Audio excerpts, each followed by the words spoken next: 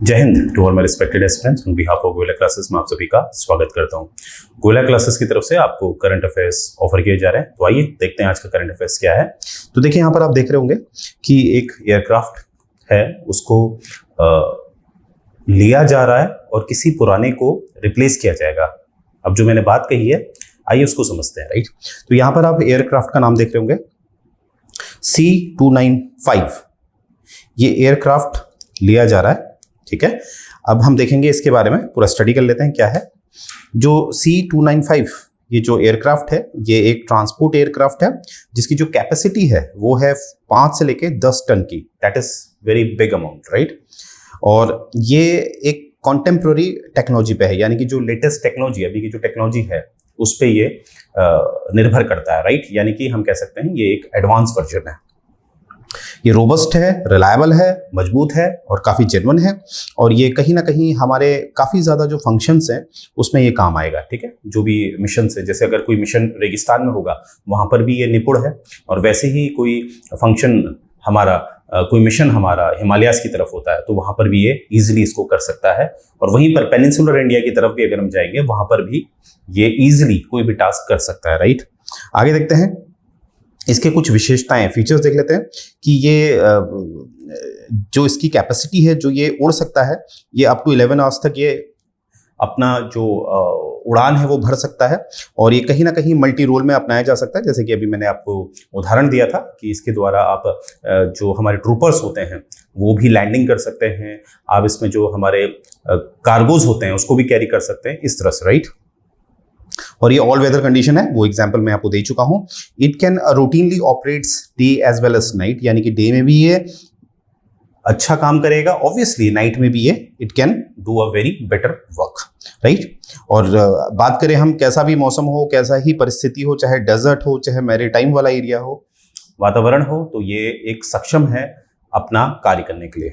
आगे देखेंगे, it has rear ramp door. एक रियर रैम्प डोर है, इसके पीछे एक डोर है, वहां पर एक क्विक रिएक्शन यानी कि पैरा ड्रॉपिंग हो सकती है, ट्रूप्स की हो सकती है, कार्गो की हो सकती है। यानी कि देखा होगा आपने, जो पैरा कमांडोज होते हैं वो कहीं पर भी जहां पर भी प्रॉब्लम होती है वहां पर उनको लैंड करवाया जा सकता है, और यहाँ पर जो कार्गोस हैं उनको भी टेक ऑफ कराया जा सकता है, राइट।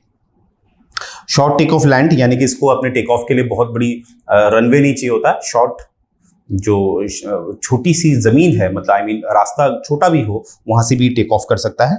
और ये सेमी प्रिपेयर्ड सरफेसेस जो होते हैं, यानी कि ये लैंडिंग इजीली, जहां पर बहुत अच्छा मतलब एक जो होता है ना, जहां पर जो हमारे एयरक्राफ्ट होते हैं जो लैंड करते हैं वहां पर उनकी प्रॉपर रोड चाहिए होती है, वो इसके लिए नहीं है। अगर सेमी प्रिपेयर्ड भी है रोड तब भी इसको लैंडिंग कराई जा सकती है। Excuse me. रिप्लेसमेंट, अब जैसे कि मैंने बताया था, ये किसको रिप्लेसमेंट करेगा, ये AVRO 748, जिसको हम HS 748 भी कहते हैं, उसको ये रिप्लेस करेगा। ये लिया गया था आपके ब्रिटिश ओरिजिन से, यानी कि ब्रिटिश से ये लिया गया था, और ये ट्विन इंजन में काम करता था। इसकी जो मैक्सिमम कैपेसिटी थी वो 6 टन की थी। और जैसे कि इसकी जो कैपेसिटी है, जो हमारा नया हमारे पास आ रहा है, उसकी कैपेसिटी मैक्सिमम कितनी है, 10 टन की है, राइट, 10 टन। आगे देखते हैं अब इसमें प्रोजेक्ट का एग्जीक्यूशन, यानी कि यहाँ पर हम देखेंगे कि जो ये माफ कीजिएगा, जो C295 हमारे पास आएगा, इसमें जो इसका असेंबल है वो भारत में भी किया जा रहा है, राइट। अब हम देखते हैं उस हिसाब से क्या है। जो TASL है, टाटा का है, ये आपको पता ही होना चाहिए, टाटा। इसके साथ टाटा जो है कंबाइन होकर काम करेगा, यानी कि जैसे इसकी जो सप्लाई करेगा वो तो एयरबस करेगा। एयरबस सप्लाई करेगा पहले के 16 एयरक्राफ्ट, ठीक है। और ये उड़ने वाली कंडीशन में होने चाहिए, और इनकी जो सप्लाई भारत को मिल जाएगी वो सितंबर 2023 से अगस्त 2025 के बीच में मिल जाएगी। और जो बाकी के रिमेनिंग 40 हैं, क्योंकि टोटल कितने हैं 56, तो बाकी के जो 40 हैं वो असेंबल होंगे इंडिया में TASL के द्वारा, और ये असेंबल होंगे सितंबर 2026 से लेके 2031 के बीच में। और कहीं ना कहीं rate of 8 aircraft per year, यानी कि हर साल 8 एयरक्राफ्ट असेंबल किए जाएंगे भारत में, जो कहीं ना कहीं मेक इन इंडिया के अंतर्गत भी आएगा। तो यहाँ पर आप देख पा रहे होंगे कि भारत को इससे फायदा ही है, क्योंकि इससे काफी एम्प्लॉयमेंट भी जनरेट होगा और भारत का विश्व में नाम भी छाएगा। अब हम बात करेंगे इसके एम्प्लॉयमेंट जनरेशन की। तो यहाँ पर आप देखेंगे जो टाटा कंसोर्टियम है जो कहीं ना कहीं इसको असेंबल कराएगा, उसकी जिम्मेदारी इसके ऊपर है। तो यहाँ पर आप देखोगे कि कहीं ना कहीं टाटा कंसोर्टियम ने जो हमारे 7 राज्य हैं, जो हमारे वर्तमान में 28 राज्य हैं, उनमें से जो 7 राज्य हैं उसमें कम से कम 125 जो MSMEs हैं जो माइक्रो स्मॉल मीडियम एंटरप्राइजेस होती हैं उनको ट्रेस किया है और कहीं ना कहीं उनके द्वारा ये जो असेंबलिंग वाला काम है वो किया जाएगा। तो आप इमेजिन कर सकते हैं कितनी ज़्यादा एक एम्प्लॉयमेंट जनरेट होने वाला है, तब इसलिए इसको कहा जा रहा है catalyst in the employment generation, right. और आगे देखेंगे, it is expected to generate 600 highly skilled job directly, यानी कि 600 हाईली स्किल्ड जॉब्स जो होते हैं, जो एक्सपर्टीज होते हैं, वो जॉब ये क्रिएट करेगा। और लगभग 3000 से ज़्यादा ये इनडायरेक्ट जॉब क्रिएट करेगा, जिसे हम कॉन्ट्रैक्चुअल जॉब्स कहते हैं।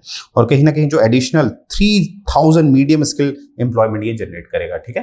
तो यहाँ पर आप देखेंगे और यहाँ पर दिख रहा है more than 42.5 lakh man hours of work, यानी कि इसमें जो समय लगेगा वो लगभग 42.5 लाख जो मैन आवर है वो लगेगा। व्हाट इज मैन आवर, जो एक कैलकुलेशन की जाती है, एक यूनिट निकाली जाती है वर्क के लिए, जिसमें हम जितना भी काम किया जाता है उसको घंटों में जब डिवाइड कर देता है तो मैन आवर निकल आता है, राइट।